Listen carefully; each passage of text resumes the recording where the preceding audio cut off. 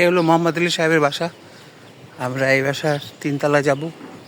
এখানে ভাড়া থাকে আমার শ্যালো বাঁধন, আশিকি বাঁধন। আমরা দেখতে পাচ্ছি এখানে অনেক সুন্দর সুন্দর বাড়িঘর উঠেছে এবং স্টেনলেস স্টিলের গেট, এবং এখানে ভিতরে প্রচুর জায়গা গাড়ি রাখার, খুব সুন্দর একটি জায়গা। ওয়ালাইকুম সালাম আপা, ভালো আছেন? এই খোকা, তুমি কেমন আছো? ভালো আছি। তুমি 90 টাকা। আমরা দেখতে পাচ্ছি এখানে অনেকগুলো মোটরসাইকেল, কিন্তু এখানে কি গাড়ি রাখা যাবে?